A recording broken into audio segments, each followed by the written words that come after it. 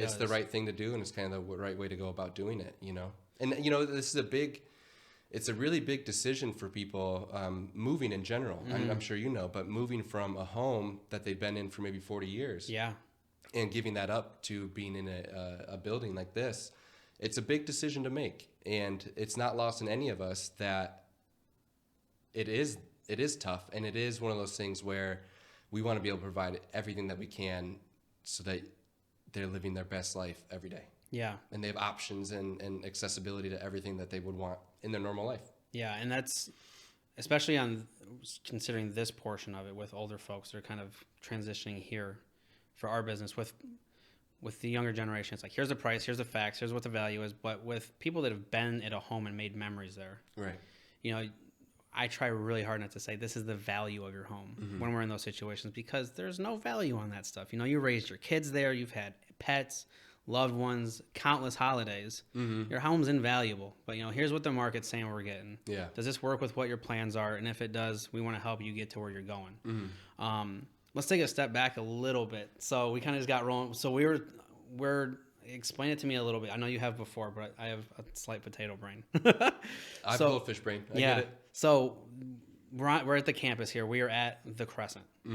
So Wallach is what part of that hierarchy? Just kind of go down the ladder for me, if you will. Yeah, so Wallach is our parent company, and they have two sides, which they are mostly regional.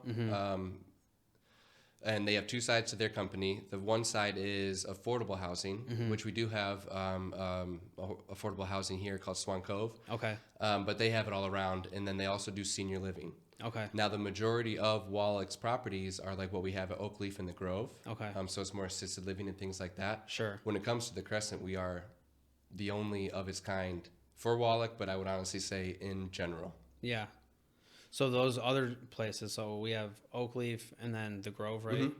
They're a little more hands-on medically, is that? Yeah. Okay. Yeah, so I like to describe it as a continuum of care here on our campus. Yeah. So we have a campus of 3 buildings. The first one, which is us, is independent living, which is basically a retirement community. Okay. You know, so 55 and above, this is your own apartment. That's about as far as it goes. We can bring in home health and things like that to help if needed.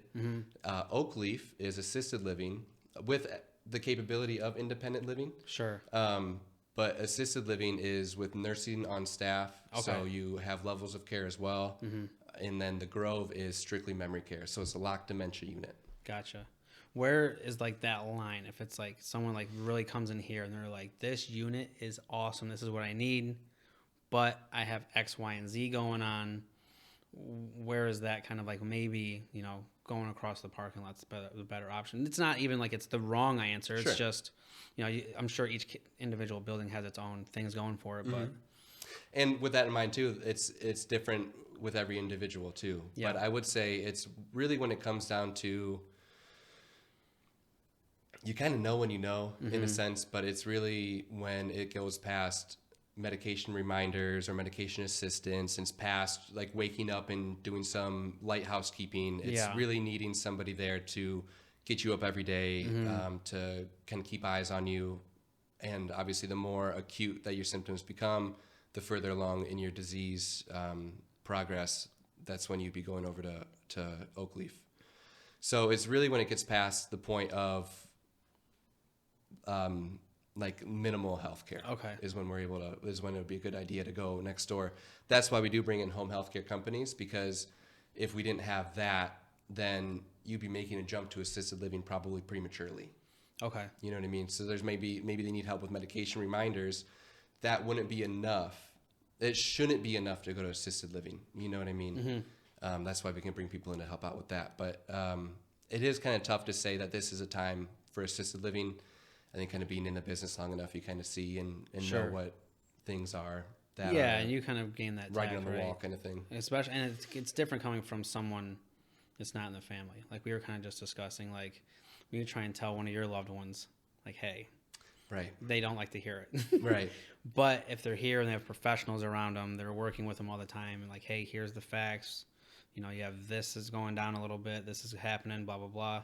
it kind of makes that transition a little more smooth. I would assume it less drama. I'm Yeah. seeing sorry, go ahead. No, go ahead. Oh, I was going to say, my counterpart, Emily, over at Oakleaf, she is a registered nurse. Okay. So one of those, an idea behind, if it is it independent living or assisted living, she's able to do an assessment on people to see kind of where they're at, what their needs are. And we don't want to bring people in just to get them in and fill the doors and fill the rooms. We want to make sure that the fit is right, so that kind of comes down to it too, is just do, again, what's best by the when we were here for the party, the guests that we met were super inviting. They were happy to have everyone here and show off what they had going on. I was gonna say looked like you guys have like some kind of like public transportation. What does that do? Where does it take them? Or we have our own bus at Oakleaf, so they go. I mean, that's for events or museum trips or even just doctor's visits and things like that.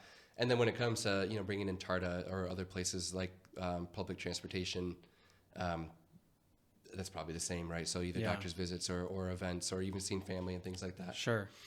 Okay, I didn't know that was the case. I thought it was more of like here I am, come on. But if you guys can take them to places, I mean, that changes a lot. Absolutely, yeah. Because a lot of folks probably feel like when they think of other places, I don't want to name drop, but they think when they're there, that's it. They're in, there's no getting out. Yeah. You know what I mean? Yeah. So as far as like, I mean, they have their own vehicles and they can go do stuff. This is just kind of, it. Otherwise. I mean, we're all inclusive at the Crescent, right?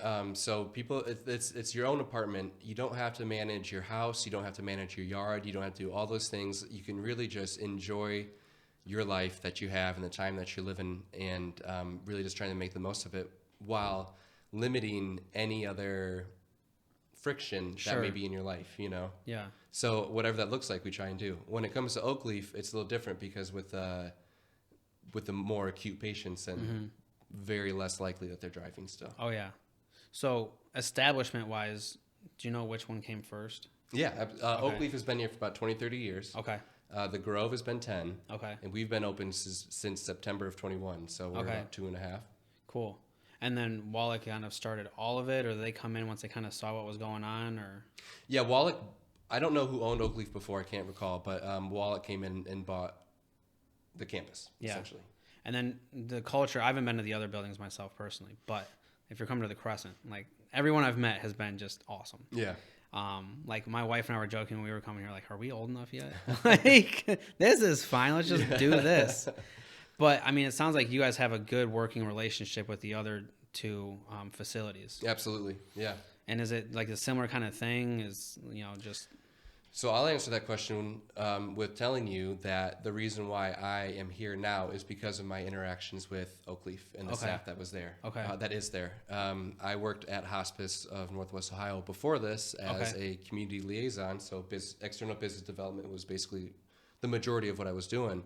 So Oakleaf was one of my places that was one of my accounts that I serviced. Okay. And my interactions with that staff is the reason why I'm here today, because it was so great. Everybody lives the values because it's their own values. They're not, trying to represent Wallach or Oakleaf by being this way. It's just who they are. And I think it's a great culture all the way throughout all buildings. And everybody is really trying to do what's best.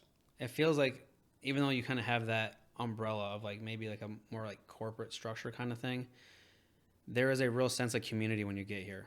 And you can feel it. Everybody's happy to be here. And they like it. They like their lot. It just feels good. I appreciate you saying that. Yeah. We were joking when we were coming over. What is it like, say you or I are residents here, and it gets to the point where I need a little bit of help every morning, but me and you really like to play bridge together. Yeah. But I get sent across the way just because I need a little bit more help. Sure. How does the public transit help us with that? Are we allowed to go back and forth and mingle or anything like that? Or I would be able to visit you at Oakleaf and play some bridge. Yeah. And any of our residents here can participate in activities at Oakleaf. Okay. There's something to do with the care and the insurance and everything like that, where we aren't able to bring people over. Saying that helping hand kind of thing. Right. Gotcha. Right. So I would be able to visit you, no problem, at Oakleaf. And we would play bridge to the end of our days together, man. So when we were talking about the bus and whatnot, I was thinking, and I already know because I've been here and I've had some of the food, but I was like, oh, you can just go get your groceries, but you don't need to, right? We talked all inclusive. Yeah. So talk about, some of the cool people that you guys have on staff, because when we were here, I didn't get names, but there was a few people behind the bar that were pretty awesome. I met the chef briefly. Yeah. He does a great job. I could have just sat at that table and ate forever. Oh, I know. I know. But yeah, some of the people that kind of, make coming here, aside from the residents, fun. Yeah.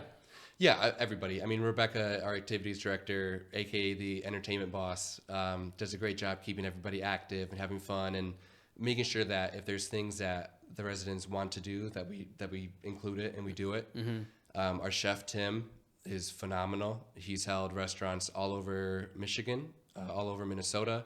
He held a Michelin star restaurant in Chicago and trained under Gordon Ramsay in England. Yeah. For a while, and his food is absolutely phenomenal. And he's just a great guy. Yeah. Diane is our executive director, so she runs the entire campus. An absolute ball of energy. She is the best boss that you could ask for. It makes it so easy. So much easier. Yeah. And again, she's on the forefront of helping out and making sure that people are taken care of.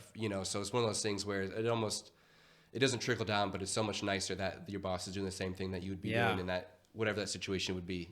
That's me when I was younger. Probably still some now, but I used to work. One of my first jobs out of high school was working at Kroger, and I hated that manager. That was like, I need you to go do this. But then you get the manager that's like, hey, can we go do this? And they're helping you knock stuff out together, and you can understand why you're doing it a little better, right? How it's progressing the store and whatnot. But just seeing someone that says like, we need this, and they're showing you, and it goes so far. And my brokers are the same way. So like I interviewed at a few different places, and that's what it was when I got there, is they started interviewing themselves. Like they were selling themselves to me, like, here's all the cool stuff I'm going to do for you. Mm-hmm. So I don't know what it was like when you said you were working at hospice, but I'm sure like when you sat down with the right people, you can really feel that. Yeah. And it goes like such a far way. Like, I mean, I've had probably 16 jobs up until now. I'm 31. And a lot of it was the same thing. Selling yourself. This is what I can do because I need to keep the lights on. Yep. Then when you get to the thing and then the right situation and everybody's happy and then it's just fireworks. Yeah. So you've been here for how long now? Wow. I guess 8 months technically now. Okay. Yeah. That's beautiful. Crazy, huh? How long were you with hospice? About a year and a half. Okay. Yeah. And then before that, what'd you have going on? I was working at I guess before that would have been an external business development and marketing firm for like niche companies. Yeah. So that was fun. Yeah. It was a good learning experience. Before that, what would have been enterprise rent-a-car, which is an experience. Sure. And before that would have been, I was a marketing specialist at ProMedica Foundations. Okay. So it's all wrapped around business development, marketing, healthcare, and I've just now been allowing myself to believe in sales. Yeah. And like I said, sales, right? Sure. Or what it is now, because I was always thinking it was gonna corrupt the soul, it was gonna bankrupt me, not as not financially, but emotionally and spiritually. Yeah. I thought it would just bankrupt me, and kind of finding that, because the money's in your account then, but then at what cost? Exactly. Right? That's one of the first things, one of the first hurdles that I had to get over. And when I go into meetings and stuff, just from my upbringing, there's other agents that are from different places and do different things where they're just suit and tie all the time. This is them. But if you go around the people I grew up with and you're dressed like that, someone's in trouble. Yeah. You know what I mean? Right. So like, it's not sales. You're trying to say, I'm here to help you. So I totally get that. Yeah. So I'm a big Doors fan. And one of the things that Jim Morrison said in one of his songs is, you're trading in your life for a handful of dimes. So think about it. You really, for a paycheck, you're essentially saying, this is how much my time of my life is worth. And you really can't put a price on that. So as long as you're doing something that fills you, I think is worth it. So I totally agree. Where those dimes are coming from, I think, is really what's important. Yeah, even if it's not as many. Exactly. You know what I mean? Yeah, my dad always said, man, make sure you just love what you do. That's first. And I just was telling you, I went and talked to my high school where I graduated from. I don't know how much it resonated with a lot of them, but I was telling them like the first thing that it took for me to get to where I'm at now, where I'm like happy as an adult and feel like I have some structure, is figure out like deep down, if you took all the money and stuff away, what's going to make you happy? Yeah. And for me, it was being able to say that I am a integral part of my community. Like whether there's money involved or not, I provide a service to my community. Yeah. Bettering it almost. Yeah, where I can say that I have value for this. Where before, not to, throw stones or anything, but I was working at Jeep and I just didn't feel that. Even though that's kind of like the pride of the area. Sure. That just wasn't, I just felt like another person on the line. It wasn't hands-on enough almost in a sense of community. Being able to deal, like I wasn't the person handing that person the Jeep. Yeah. You know what I mean?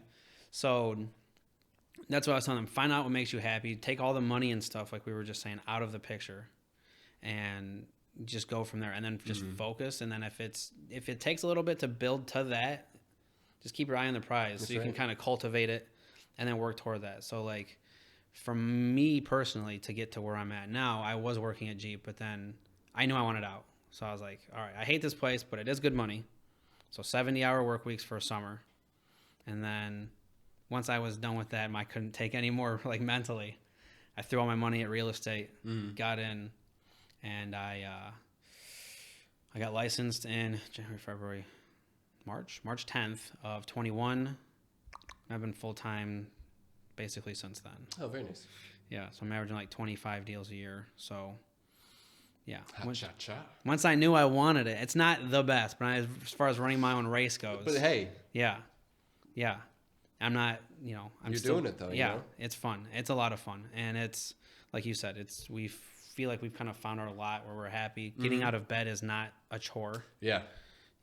Coming to work or going to work or to the office, it's like, I kind of just come here to sleep now. I'd rather just kind of be there. Yeah, I wouldn't mind sleeping in one of these rooms. I can tell you that. Oh, seriously. That's what I was joking around and looking a little bit was you guys have a few little buttons. I was hoping that there was like a central vac system. Oh, that'd be cool. That would be neat. Because like looking at them, like I don't want to peel at them. I can't reach those ones. And the only other thing, do you guys have any plans for a pool? That's the other thing I was thinking about. Like what are they missing? The pool. You guys have like an aerobic center or anything like that? Or we work with the Y and the JCC. Yeah, that's fine. And we do that. That's just around the corner anyway. Yeah, we're not going to have a pool here. That's it was one of the things that they talked about, and this wasn't what we wanted to do. Sure. I would assume with insurance and stuff too. Yeah. You'd have to have like key cards, and that would also be on timers. And then with the folks that have like the dementia and whatnot, who knows what could happen. There's a lot that would go into it. Yeah. Maintaining the pool. Yeah. All of it. So yeah, for sure. Yeah. Good stuff, man. So I mean, like you were kind of getting back with your dad and all that. This happens every single time, and I knew it, and I had notes. There's always a point when my brain stops working. No worries, man.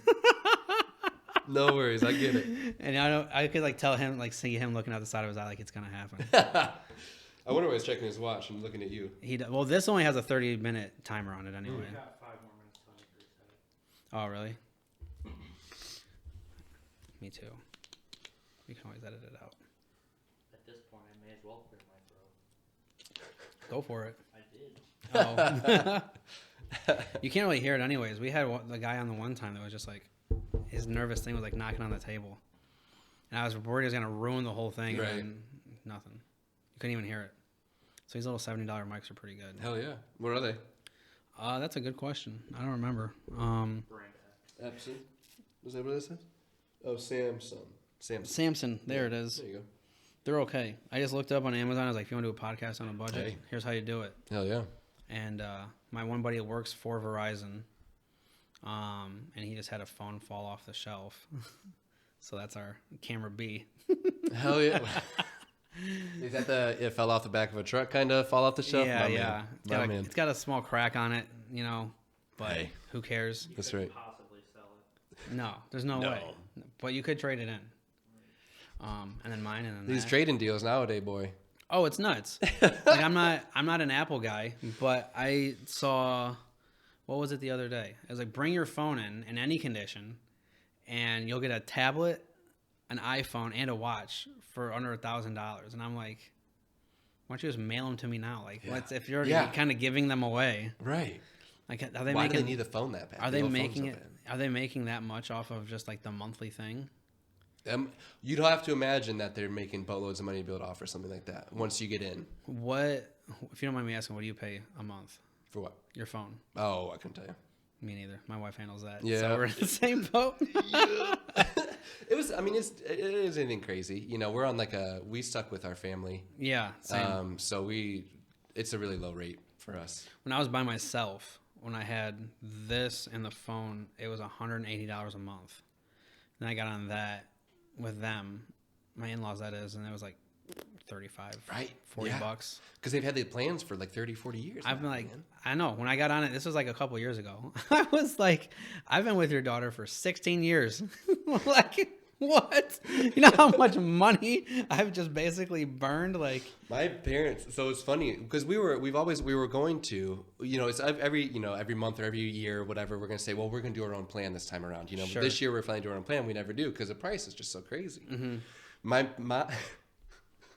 can't believe I'm admitting to this.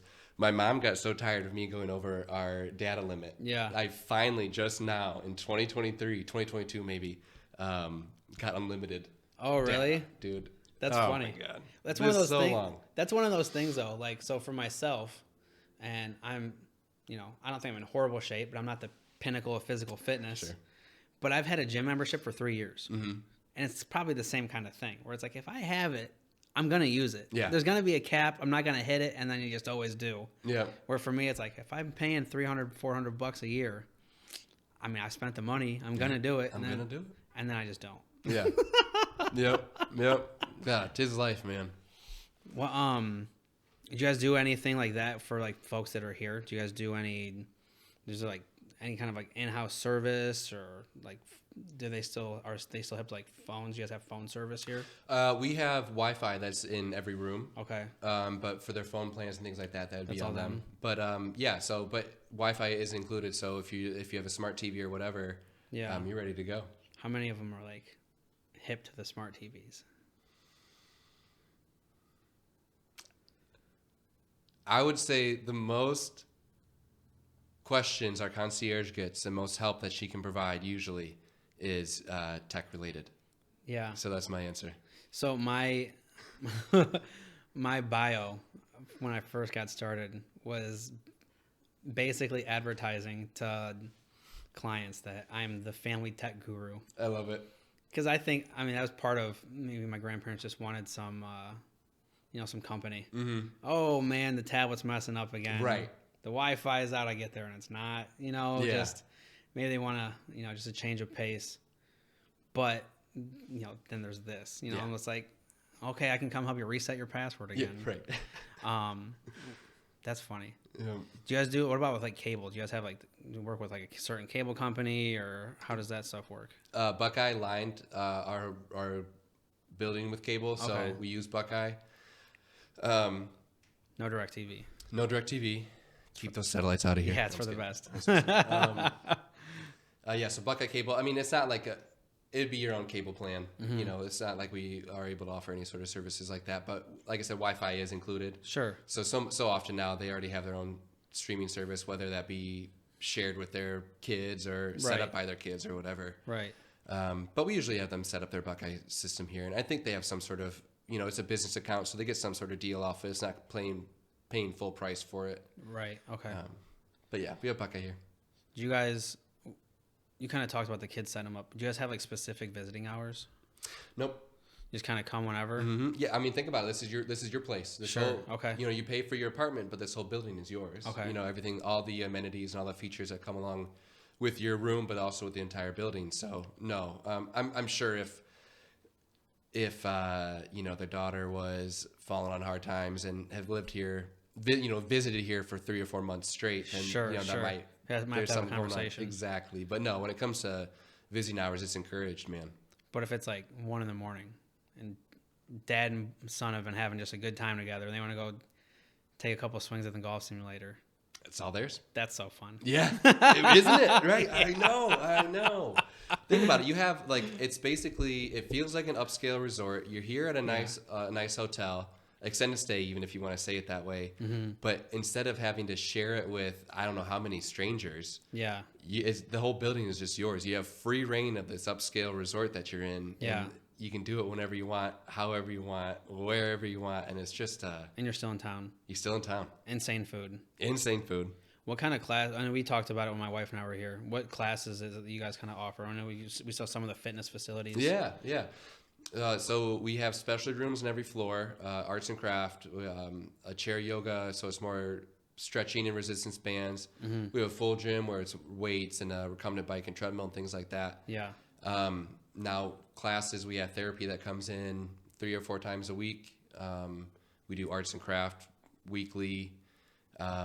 We have speakers that come in, and then for classes and other things like that, it's either going to be something that the residents wanted to do, or Rebecca brought somebody in to do. So you just therapy. They just request somebody out, like, oh, I was around town and my girlfriend said this. We should have this person.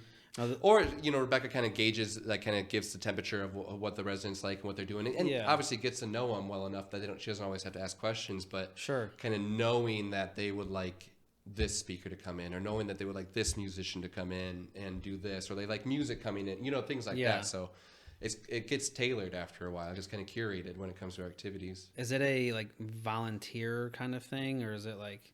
So, like I said, we're all inclusive. Yeah. Right. So rent covers your room and board, of course. It covers utilities, as we know. It covers maintenance, housekeeping twice a month.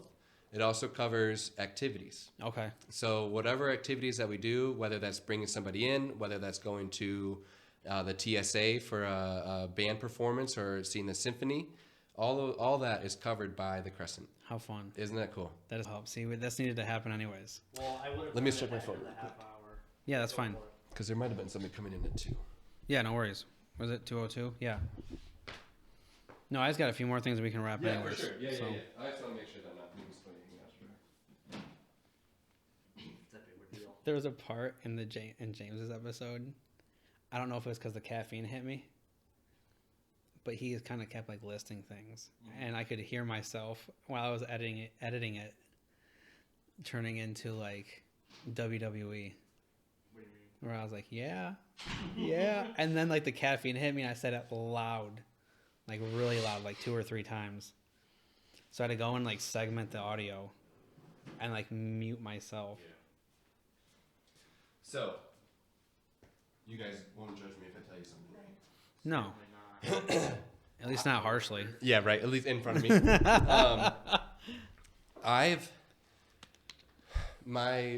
My mom's side of the family have something, right? Cultism. I don't know what it is. It doesn't matter. Always been a little more connected to the rest of the shit that I can't really. So yeah.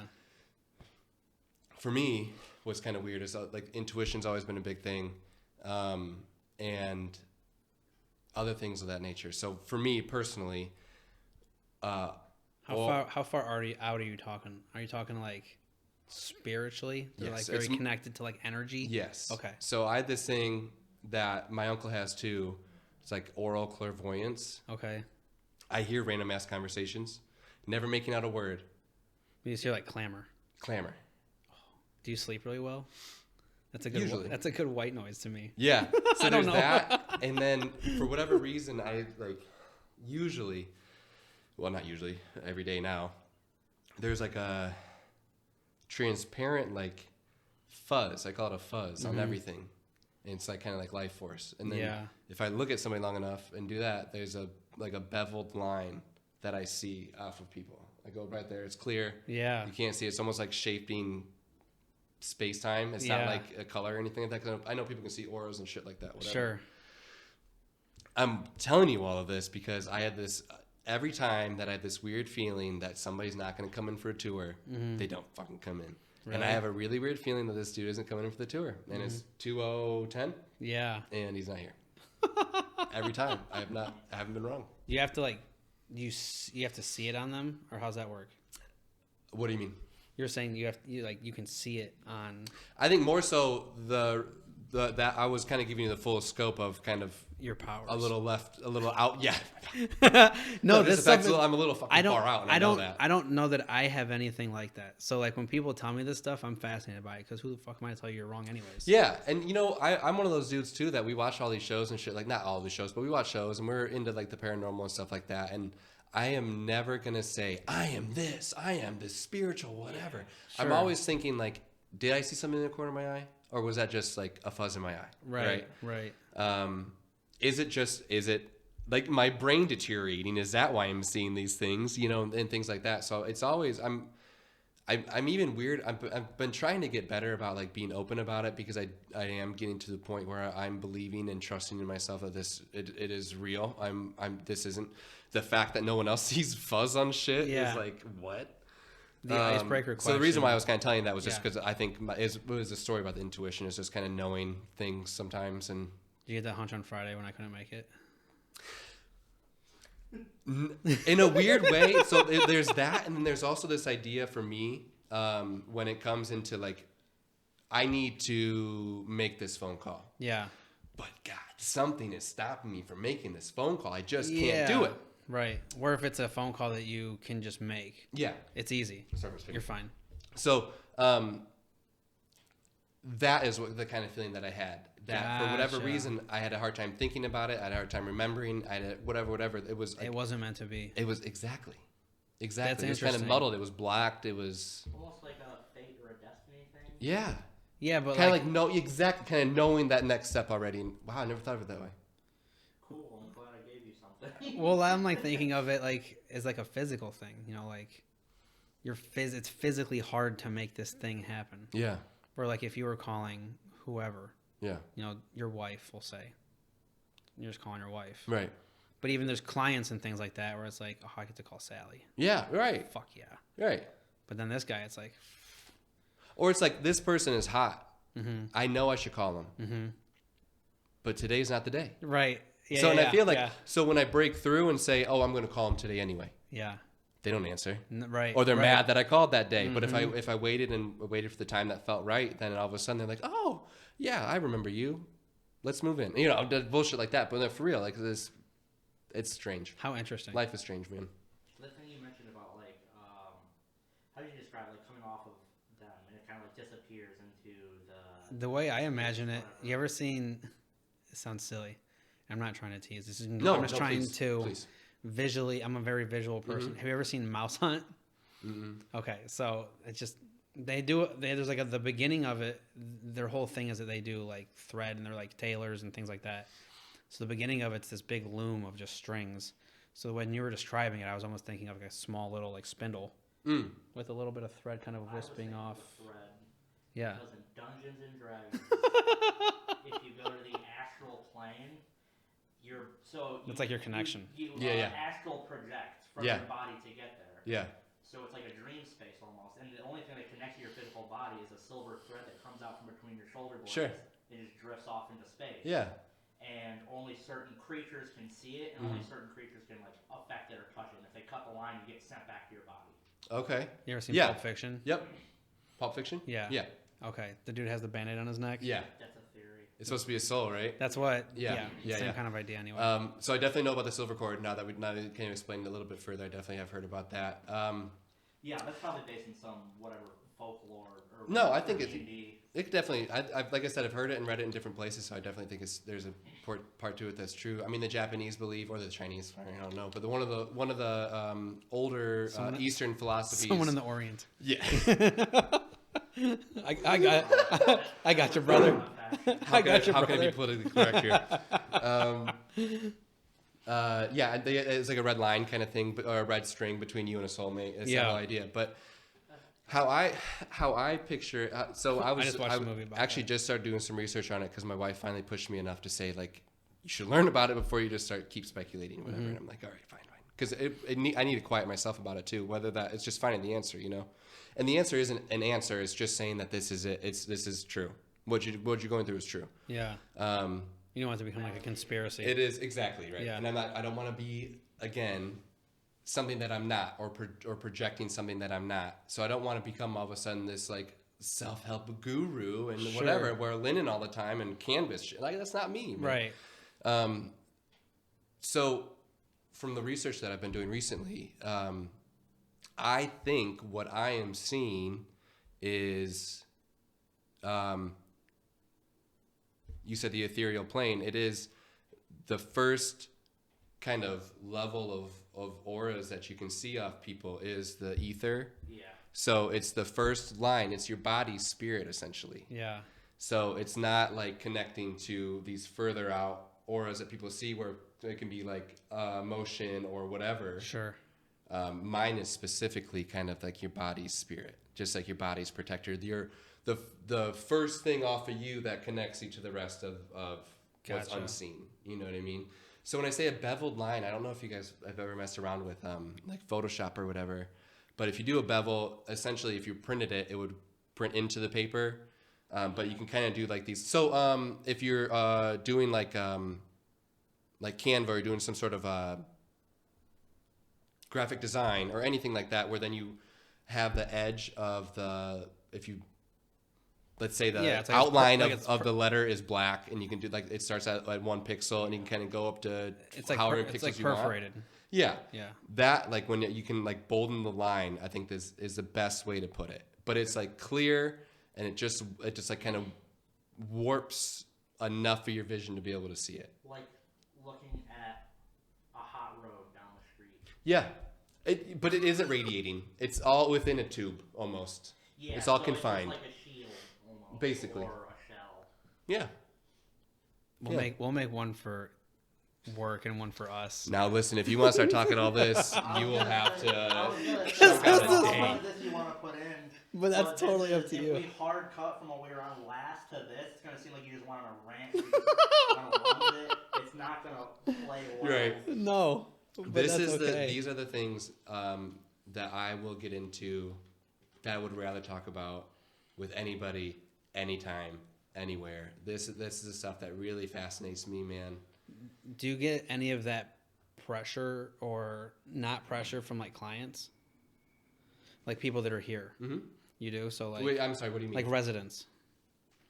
Where it's like when that person's coming down the hall, you're like, shit, there's Jerry. Oh, no, they're all nice people, you know. So it's even if it's whatever, I just Yeah. It's not like I don't know. I know what you're saying though. I can definitely like it's almost like oh gosh, how would I even describe it? At least the way I'm like visualizing it is almost like when someone says that they have a lot of like plaque or something. Like the more plaque you get in like your artery or something, it feels like it's harder to do stuff. Mm-hmm. It's like that, but with a situation with a person.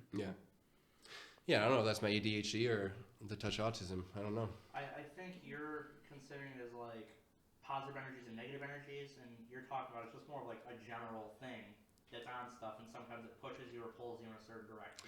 Yeah, and I mean when it comes to I guess if I'm kind of understanding this, there isn't anybody here that I feel like is of the negative. Mm-hmm. In a sense, you know, where I see them like, wow, I do not want to interact with them today. I think most of the people here, I think everybody here is kind of like of the light. You know what I mean? That, you know, there isn't that negative thing about them. Yeah. You know what I mean? With that being said, within seconds or within being in the same room with somebody, I know if I'm gonna like them or not. So, man, I'm geeking about it. This is so cool.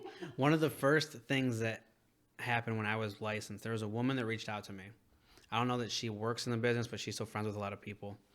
As we went to, I think it's called Giorgio's. It's over down Monroe Street. Yeah. We went there when they like first opened. And it's just kind of the name of the game. You know, you brought lunch in, you know, just to kind of market yourself. I get it. And she took me to this place. I was a new agent. She's like, you want to work with us because we're the best and blah, blah, blah. And we just sat there and talked for literally 3 hours. And after like 20 minutes, she kind of just was like, had a similar phone call. Like she had like one of her kids call her. She's like, I don't know. She's like, I don't really care. She's like, I can like feel energy. Yeah. And who doesn't feel energy, I don't think, leans forward and is like, please tell me all about this. I need to know. Yeah. And the way she described it was far more horrific than what you just described. So the way she described it was that she can like feel like silhouettes of beings that are down here with us, like roaming around. So I think she's more connected than I am. And she said that she is like almost like the way I kind of like jogged it back to her just so that I could process it was like if a bug sees a light, that's how these things see her. Yeah, as a beacon. Yep. Yeah. For sure. So like because nobody else can, not so many people can, so they're Right. going to gravitate to somebody who can see or feel. Yeah. 100%. So she said that she would be in her house with her children, and these things would be drawn to her from like the street. And I was like, dude, how do you sleep? Like, Yeah. Oh my goodness. Yeah. How are you just like, because you don't know what, maybe she does, but I don't know. No, yeah. The extent of it. Like, is yours just with situations, or can you like, if you see someone like in like a crowd, are you like, that guy is fucked? Like, there's something like. Sometimes, yep, Yeah. for sure. And there's more recently, which something that I've kind of found in whatever is either you're kind of born with it or around this age, like 30-ish, whatever, is kind of when the next phase of people kind of start getting more in touch with their abilities, or whatever you want to call it, right? So I would say more recently than ever, I'm catching things out of the corner of my eye. Yeah. I'm looking twice at things. Like, did I see that? That wasn't there. Was that a whatever? There's been something kind of cool too. I'm really happy you're into this because I'm so fucking into this stuff, dude. It's insane. I have a few stories for you too that is kind of on the other side of it, where it isn't just me. It's just kind of something that's happening to me. As a kind of overview, high level thing, my mom calls me all the time, or maybe I call her all the time, and she's like, "Hello?" Yeah. And I'm like, "Hi." She's like, "I was just thinking about whatever, it's like Sure. just thinking about you, just gonna call you, just whatever. I needed to call, needed to talk to you, whatever." Those moments happen all the time. She's heard my grandma's voice wake her up out of the dead sleep and just like called her name, like Christine. Yeah. Also, she's heard my voice present day saying "Mom," and I needed to talk to her that day. Yeah. Because it was the same kind of moment when my grandma is buried, and my mom's side, a lot of my mom's side is buried at Ottawa Hills Memorial Park. And we live right across the street from that, actually. Well, a little bit further off, but like, Central's this main street, and then past that is, we're close. And I was talking to my wife in the morning. We just woke up, whatever, went to the kitchen to get some coffee, get coffee started. Yeah. And just like I was describing these shows and stuff like that, I feel this tingle on my shoulder. Yeah. I'm like, and for whatever reason, I get a picture of my grandma in my head. And I'm like, "Grandma?" I kid you not. I'm like, "Grandma?" This tingle goes my whole body. Oh, God. I'm like, whoa. Yeah. So I go in, obviously eyes wide, and like, Sure. Man, this just happened, whatever. So I'm driving to work, and I'm like, man, I got to check on her gravesite. I just got to see what's up. Her gravestone was missing. What? Gone. Disturbed. And I'm like, what? Call my mom. "Do you know about this?" "No." Call whatever. No. Finally talked to somebody at the front desk. Not finally, but it was like right after that. Talked to somebody at the front desk at Ottawa Hills. And turns out that they have new owners now, and we paid to have a death date on there because they bought the plot before she passed. We paid to have a death date on there once she passed away, and never happened. So it was out getting a new death date on it. But even so. Yeah. Crazy enough, my uncle had the same sort of experience that same time. Really? Because I started talking to my mom, and he kind of came in, and he's like, "Wait, when was this?" Told him. He's like, "No way." She was pissed. Yeah. Exactly right. She was mad, bro. She's like, "Something's going on." Crazy. Another story is I have two more and I'm done. We lived in an old apartment complex in the Old West End, on the fringe of the Old West End. Same uncle. Mm-hmm. We ended up moving into the same room that he lived in. Yeah. Not knowing it until he came to help us move. Anyway, bizarre in the first place. And he just shook out that way. Yeah. He shut up and was like, "Oh, I used to live here." Yeah. He's like, what room are you in? And we said 6. And he said, "No fucking way." That's crazy. So how it was set up is when you walk in, to your left is a sunroom. Mind you, this was beautiful. If we could pick it up and move it, we would have. sunroom to your left, all hardwood, and then it's a long hallway all the way back. And then, you know, you pass the kitchen, you pass the bathroom, and then you pass the bedroom, which is right on the back door that leads downstairs to the washer and dryer and like storage units for the residents there. Yeah. So I was on the bed, the door was open, and I was kind of like drifting to sleep a little bit, and I look up and the door kind of cracks open. I'm like, Hannah? What? Hannah? Across the apartment. She goes, yeah, what's up? What the fuck? Yeah. You know what I mean? So that was wild. Okay, last story. So we, back in college, I was moving into a college house with my two Real quick on the last one. Did you guys pick out that apartment? Yeah. That's even more crazy. So if you really want to loop this all around to make it even crazier, is that my wife was going to move back to Dayton after she graduated from college because she couldn't stay with her roommates because they graduated too. They were going home. I still had another year or so left of college, so she wanted to move in together. Mind you, we were dating for 3 months. Yeah. Dude, so not a chance. Right? I wasn't going to do it. I had plans with my friends to move in with them. She went behind my back and talked to my mom and said, hey, this is my situation. What can I do? So my mom didn't want me to live with my friends either. She wanted me doing something better. Sure. So she said, Hannah, you know what I would do if I were you is take him along with you to be looking for your apartment. Yeah. You know what I mean? But make sure it's one that you really like and want to move into. Yeah. So sure as shit, she brought me along. That's wild. And she said, what do you think? And I'm looking around like, this is really nice. My uncle would love it. Yeah. How funny. That's awesome. Yeah. That's so cool. Yeah, so she colluded with my mom and, you know, we're married now. So that's so cool, man. Yeah, man, so that's pretty crazy. So moving into this, before I even knew who Hannah was, moved into this college house with two of my roommates. And we worked out this deal because the landlord was a friend of ours too. So we worked out this deal. If we gutted this house and cleaned it out, he would knock off our security deposit and we would just gain the security deposit when we moved out. So my friends who I'm moving in with were out of town over Christmas break. And I went in and basically gutted it myself. And my mom does this stuff with like, she has an antique mall and has booths at the antique mall. She's been selling on eBay for a real long time. Back when the recession first hit, she lost her job and she's been fighting and doing her own thing ever since. And it's been great.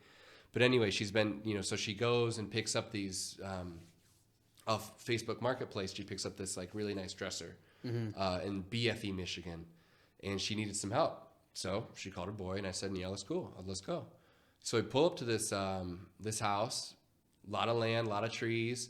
Snow's coming down. It's gonna be the first like snowfall and real cold night of this winter. And the second that we start pulling down this driveway, there's this black dog that's not leaving us alone. Ugh. And we talked to this lady and she's like, I don't know whose dog this is. He just showed up and we're not gonna take care of him. We don't know what to do. So I look at my mom. I was like, listen, we were going to think about getting a dog anyway. We're all huge animal lovers, so we're not going to let this dog stay here regardless. So I said, let's get him. So we got him. And Charlie was a great dog. But he was a comet. Talking about Jim Morrison, that's kind of what he mentioned. Is he said he wanted to be a comet where it's this, in a short amount of time, everybody kind of gathers and looks and says, look how beautiful this is. Look how amazing this is, whatever. And then it's gone. Charlie was our comet. He was around for maybe a little over a year. He bummed out his legs, and we had to put him down suddenly. We didn't know. Most painful day of my life. Right? Oh, dude, yeah. We've had dogs before, and we put them down, but my dad was there. I just had to live with the fact that we didn't have a dog anymore. This is my time of being there with my dog's last moments. So, that happened, and obviously the next day I called off of school. I didn't call for it, but told everybody I wasn't coming in because of the situation. So.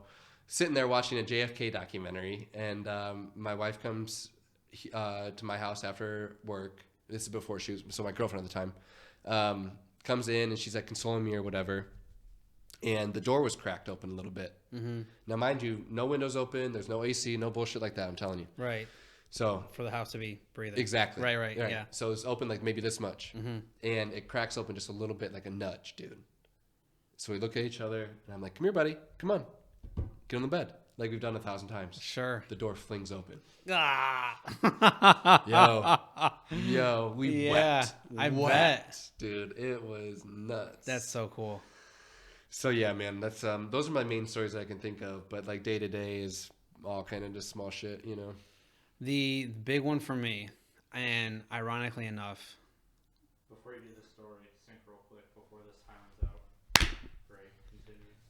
so ironically enough, and I haven't really thought about it. I mean, I have like when I'm like sitting and I've had a good smoke, I'm in the ether of my thoughts. But man. yeah, but so the way that I got into this, there's a story and then there's the story that kind of pertains to what we're talking about. So my wife was working with a guy that we were renting from, and the relationship was super toxic. And long story short, I found out, I said some colorful things to him and he evicted us. She was pretty pregnant at the time. Ooh. So we needed to close quick. The backside of that is, and everyone else has heard this before, it's we closed on Christmas Eve, and then our son was born on January 7th. Wow. So it happened fast. So back to kind of the fun stuff that we were talking about. We're driving around town. We had no idea how to buy a house at the time. We were just driving around looking for stuff. We saw a few things on Zillow. Like, oh, let's go drive past and see what happens.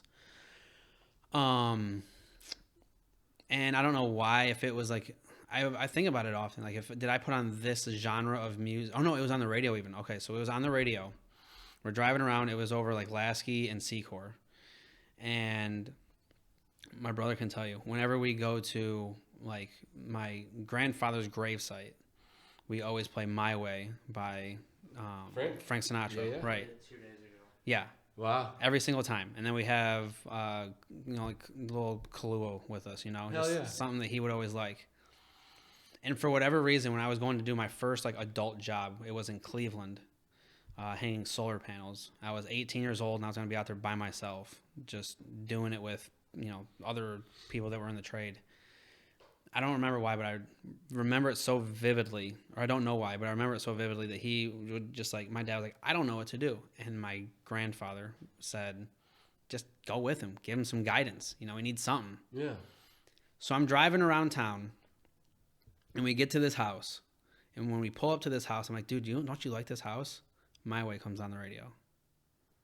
And I'm not this, at least at this point in my life, I wasn't this person. Now I'll talk to anybody about anything. Sure. I don't even care. Like, that barrier's gone. Yeah. But I needed that guidance or that initial push. Check that out. So that song comes on. I get out of the car and I go knock on this person's door. And I didn't even realize it. One of my good friends that I played baseball with, mother comes walking around the corner. And she's their neighbor. And she's like, oh, yeah, I'll get you in there. I'll introduce you. No problem. Which is already crazy. Had I not gotten out of the car, we would have just went on with our day and none of it would have happened. So we didn't end up getting that house, but those people introduced us to their cousin who was a realtor. And then basically once we got to the house we're at now, everybody just knows Rocket Mortgage, right? They do a great ad campaign. Everybody's seen them before, so we did too. But they don't do their due diligence. Now that I'm in the business, you want someone local that's like, if you're going to order a steak, you're not going to order it online. You're going to order it. You're not going to go to like a steakhouse to get a steak, Mm-hmm. So yeah, I don't know if I trust Omaha steaks. Yeah, right. Well, we didn't. So we didn't get the financing through that. But had we not gotten out of the car and met this person to get us to the loan officer that I still work with today, I send like most of my friends and family to this guy. Then we wouldn't have gotten into where we're at now and still be there. And going around with that realtor, telling her that I was thinking about getting into the business, she was super encouraging. Yeah. Like before I was even licensed, and she knew that like I would probably be like a one-time kind of deal thing. She was holding my hand and helping me through stuff and showing me like, well, if you're reading this online, this is how I see it, blah blah blah. But had that not happened, had it just been any other house, then maybe I wouldn't be doing this. Yeah. Yeah, that brings back the conversation that we talked about when it comes to like fate almost, or like I don't want to call it predestination because that makes it seem like that you're walking a predefined line, which I don't think is necessarily true. I think you get yourself there's options. Like the free will is the free will of it all is you getting out of the car. Right. It was offered. It was given to you, but you could have missed it. You could have made that choice not to do it. You could, and you never would have known. Yeah. But the fact that you went through with it is one of those ideas where it was meant to happen. Mm-hmm. Well, it's almost like you were talking earlier. Like when you get to a certain thing, you feel like that resistance. But in that instance, I felt it in the opposite direction. Yeah. Like, I have Yeah. to do this. I don't know why, but I have to go knock on that person's door. Well, it makes sense though, right? Because we're electromagnetic beings, right? Sure. If we're getting super deep into this, Yeah. if we're going further down this path, it makes sense that there's a push and pull. Yeah. It makes sense that is the natural reaction of things, you know. Me being a weeb, chakra. I wanted to ask you too, and you know, between you and I and my brother, I'll cut it out if you want me to, but I don't really drink much, but I do partake in a smoke pretty much every night. My man. Does that affect the way you see things at all? That is weirdly poignant. Okay. Right now, the only reason is I've been having a daily smoke for longer than I can remember. Sure. And it's one of those things that my wife and I have been talking about it, and we're trying for kids too. Mm-hmm. So we're trying to like think about living our healthiest lives or whatever. But since we were talking about this recently, past wanting my temple to be the best that it could possibly be to bear a child, which is the number one reason I want to do this. We have been talking about going sober starting the new year just to see. Yeah. Because it has been so long. Mm-hmm. And, now that just to be, fuck it, we're personal, right? Sure. I was, what's the word? A doctor says you're this. Oh, you're... Wait, like you're... Fuck you. Did you say... Not an insult. No, they say that they say that you have a disease. Oh, Diagnosed. yeah, okay. Sorry, it didn't help. Yeah. I was diagnosed as an adult with ADHD. Okay. Even growing up, my mom always threatened me with putting me on medicine, and that scared me, so I never did it. Kind of wish I did. Really happy I didn't at the same time.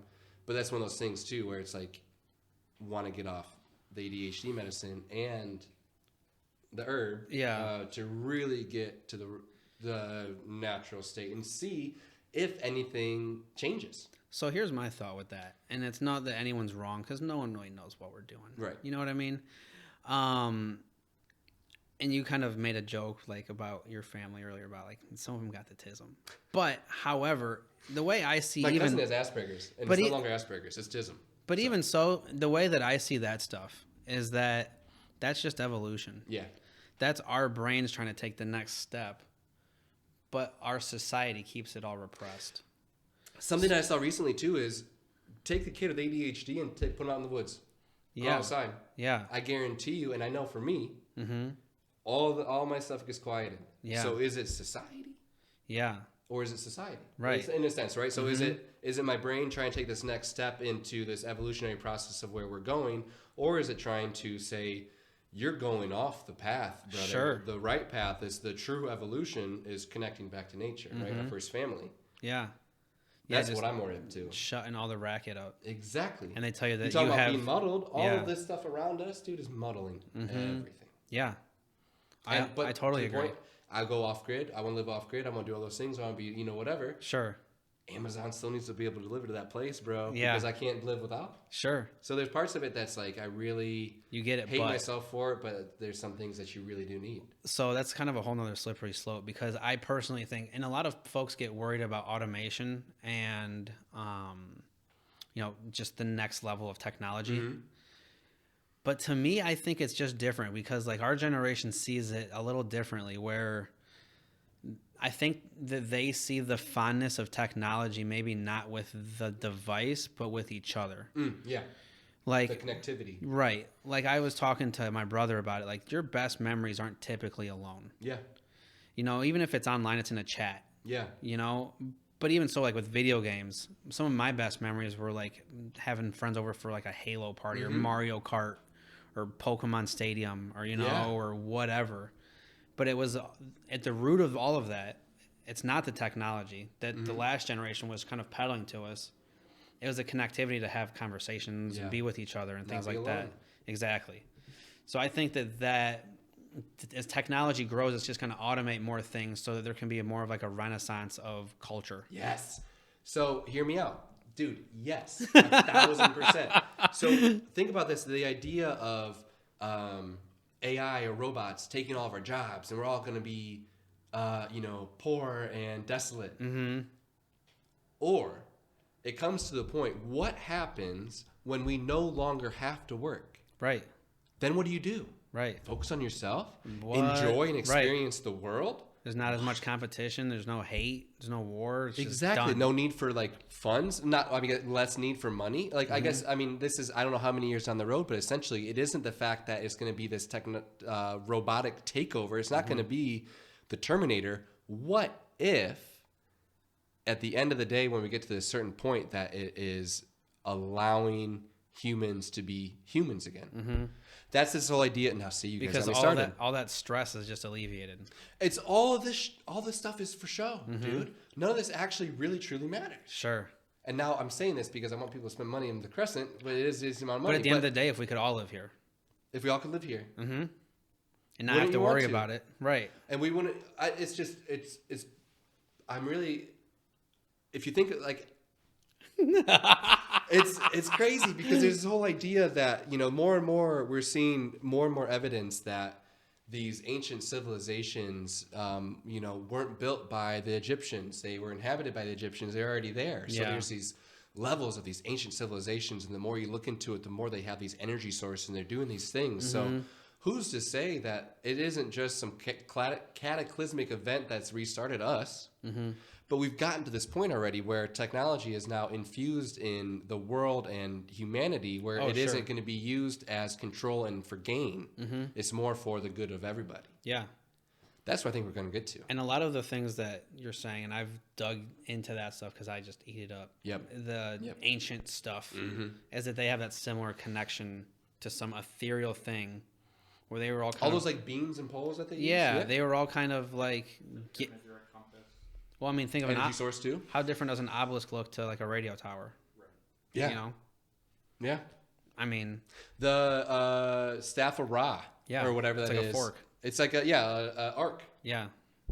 Or there's some of them that are also Egyptian. It's like it looks like a tuning fork. Yeah. Which is a whole. Then you want to lead into semantics. Which is like could be the beginning of everything. Yeah. Well, that's it too. So if you want to get to that theory, so like if we were there as like a rate or as humanity was there, and then this thing happened and set us back, just for people that aren't there, imagine you're in the Old West, and someone comes and just sets a Panzer tank in there. Yeah. It's just gonna mess it all up. Yeah. You're gonna have like the technology, but also everybody's not there yet, and that's kind of where we're at. Where we kind of kept going, but we just we got reset. So maybe, they obviously didn't have this stuff. Right. And it wasn't as sustainable because of that. But maybe that's part of it. Maybe that's the end is, okay, this thing is done. It's all self-sufficient. Yeah. It's all organized and neat. And then we just go do stuff. Yeah. We become explorers again because we don't really do that anymore. Right. Right. It's an interesting thing. Yeah, man. This is This was way more fun than talking about work. I told you, man. I didn't know how much we get into independent living, which I'm sure we should probably get back to eventually. But no, that's fine. There's been a lot on my mind recently, and not everybody's into this kind of stuff. So sure. I would. No, finding kindred spirits. I would be happy to do this again. Oh yeah, I'm glad you had fun. I did too. Sorry for your ears. No, we should do it. Maybe I don't know. We should do it somewhere fun. There's like a witch store down just have like I always like to have yeah, that'd be fun. Well, not necessarily like to like poke fun or anything. No, but like I once did an episode of a past podcast I did. You're good. Sorry. No, you're fine. I once did an episode of a past podcast I did with where I'm a pretty big Star Wars nerd. Yeah. And then my buddy got into it, and he was basically brand new. He had never watched it ever. And I was like, dude, I want to find the person that's like chips all in. I want the person who's like religion of Star Wars. They met their wife through Star Wars, and we found that person. So like, I don't know. You don't seem like the kind of person. Maybe you are the one that has like, you know, crystals in your pocket and like, here, take this. Like, I got a crystal in my bag. oh, do you? Cool. Yeah, yeah, it's Okay. not big or whatever, but yeah, we got one. We got some crystals at home and stuff like that, but we got into it. Yeah. And then it kind of faded away. Yeah. But I believe in it. Sure. I'm not saying it's gonna, I'm going to crystal on my forehead and I see the, fourth dimension or whatever. Yeah. There's ideas of just balancing vibrations. Sure.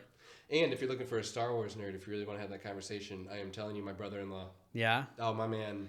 We'll have to have one day where I just get like a culmination of all the folks. Because I had another gentleman that was on. He was like, dude, if you want to do Star Wars, this guy makes like skateboards. Like he makes like, like what do you call it? Like the deck. Oh, tech decks or whatever? Yeah. Well, he makes like whatever, like the full-size skateboard. But he has like, his art is Star Wars. But yeah, I mean, this has been a lot of fun. I mean, if we'll edit it appropriately. Yeah.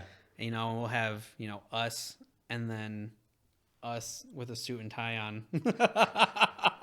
Maybe 2 different shows. Or just one whole one. And then we'll just have the concise one for, what you guys got going on here. Which is, I mean, anyway, awesome. Yeah. Wait, so can I ask you a question? Sure. Going back onto the suit and tie? Yeah. I've been hearing rumblings and more things are coming out. It's not even rumblings. It's just the idea of aging boomers. Mm-hmm. What are you guys seeing when it comes to that idea, especially when we're looking at it as the idea of a big wave. I think the way that the way you said it to me was the silver tsunami. Yes, there it sir. is. Yeah. So I mean, the way we're seeing it at the moment is they're kind of just downsizing. They don't really have another option. That's why I'm glad I'm here. Yeah. To kind of present something alternative to, this smaller house, downsizing from your, family home to then hospice, which I'm sure in your experience is what you saw a lot of. Yeah. Where something like this, it's just less, you don't have to move as much. It's less stressful. It just makes so much more sense to me. And I've seen a lot of folks, a lot of it is people aren't quite ready because they have such low rates. And it's tricky because a lot of things too is a lot of folks aren't moving as early. Yeah. So you have a lot of people that are still in the home when maybe they should be getting out. So they have people in the house that are maybe taking care of them. But even so, as those people go, then, that crutch is kind of gone. Once they want to start doing their own family and, making their own thing, then, mom and dad or whoever, they kind of feel the need for downsizing. Where now that we've been here and you and I have met each other over the last month, I can slide a brochure to him and be like, maybe this is a better option, guys. Yeah. Like, it's not as stressful. You have a golf simulator. Like, what more do you want? Yeah, I mean, personally, not a whole lot. But no, I mean, I see it. It's coming. And that's the thing is I think that a lot of people that are our age too, it's going to be strange to see as I stick in the business because our generation's not having nearly as many kids as the generation past. So is there going to be less need for housing? How's that going to shake out? Yeah, right. Are we going to have more parks? Or is that stuff going to get turned into like preserves or how's that? So it's just interesting and it's so much fun to just look at it narrowly and be like, what do you need as a person? Yeah. How can I help you get from where you're at to where you want to go? But then at the same time, take a step back and look at it on the macro version and be like, dude, it's just society. Like if I wasn't in real estate, I think way down, if I had to go back and maybe do it all over again and not go for electrical engineering when I went to college, I may have done like anthropology. Okay. Because this kind of stuff is just neat. People fascinate me, trends and things like that. But at the end of the day, I really enjoyed this. Just being with one another and helping people get from A to B. Yeah. That's why I guess why I got into sales anyway. It's for the people, man. Yeah. You can say that you hate people when you're stuck in traffic or there's a long line to the grocery store or whatever.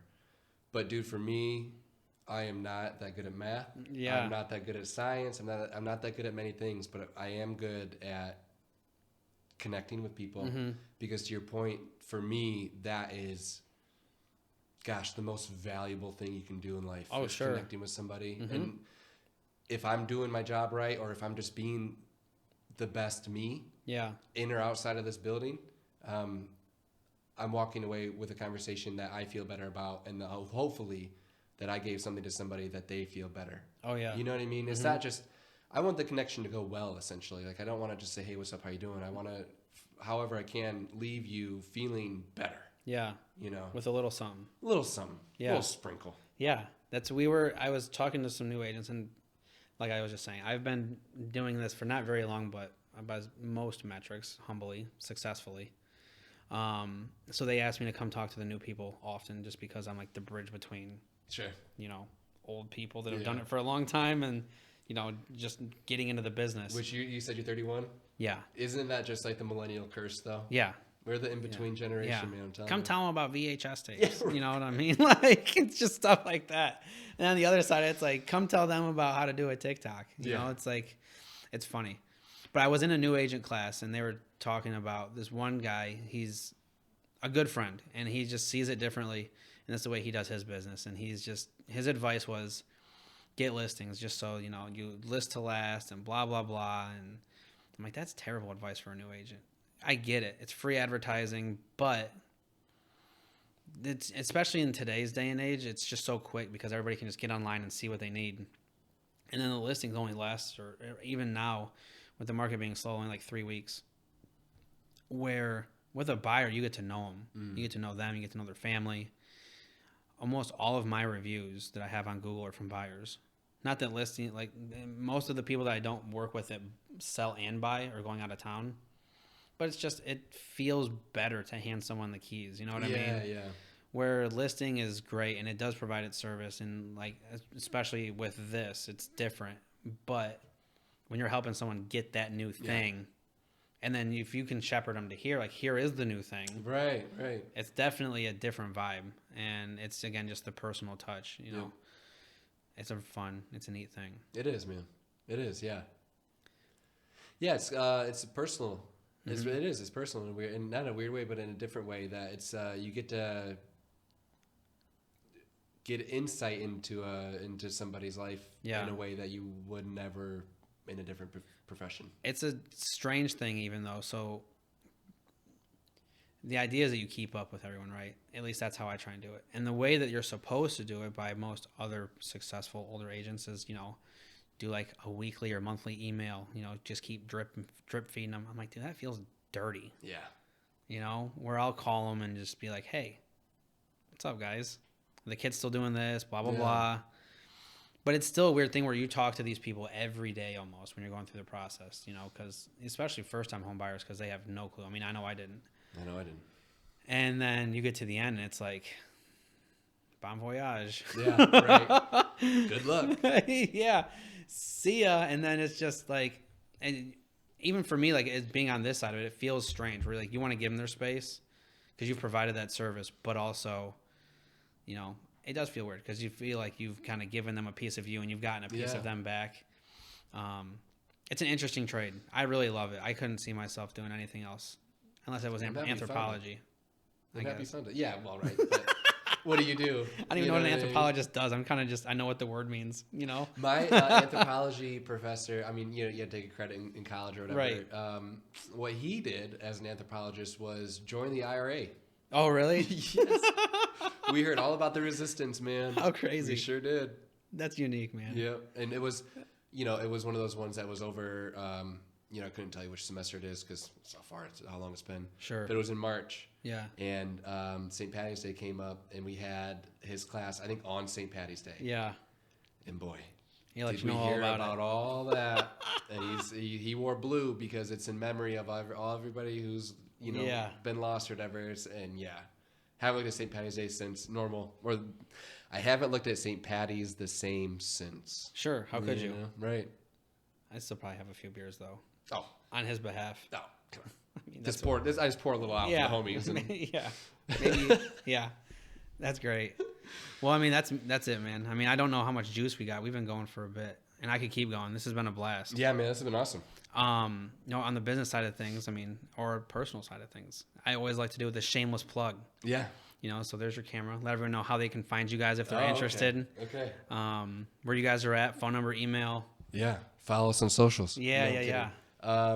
So the best bet is to come to thecrescentlife.com. and schedule a tour. There's questions and answers there. There's also brochures, floor plans, and everything you need to know about the Crescent there. And if you still have some more questions or anything at all interests or intrigues you, give me a call. I'd be happy to show you around and get some free lunch on me. Beautiful, man. Is that shameless enough? Shameless enough. Call me at 567-202-9342. There it is. There it is. And if you need any help buying, selling, or investing in real estate, let me know. I'd love to help you guys out. I'm local. I'm licensed in both states. And, yeah, you guys have heard that plug plenty of times. And my friend, it's been an absolute blast. Yes, it has. That's okay. We'll fix that. Yeah, knock them over. We're done anyways. Yeah. Everybody, thank you for listening, and we'll talk to you soon. Bye.